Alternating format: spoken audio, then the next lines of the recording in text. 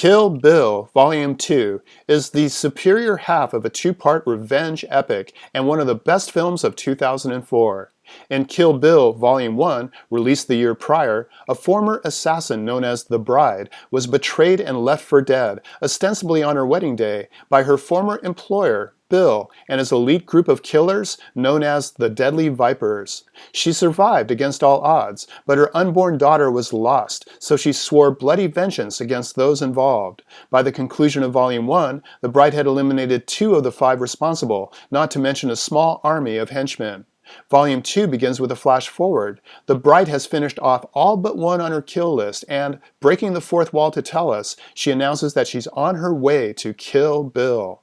From there, we're thrown back in time to a Texas chapel, where Bill, played by David Carradine, makes a surprise appearance shortly before the Bride, played by Uma Thurman, marries a younger man.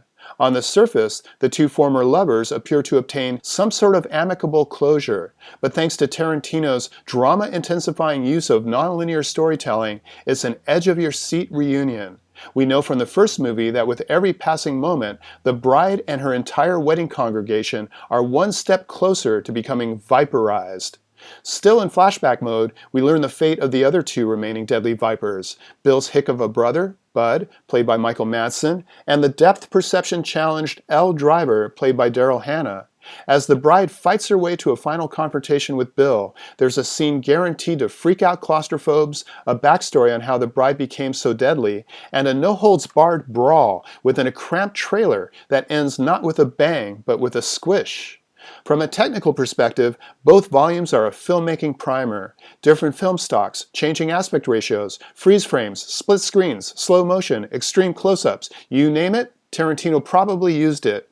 Homages to Hong Kong action cinema, film noir, and spaghetti westerns are seamlessly blended together. And with Kill Bill Volume 2, Tarantino reveals a hitherto unknown talent for directing children.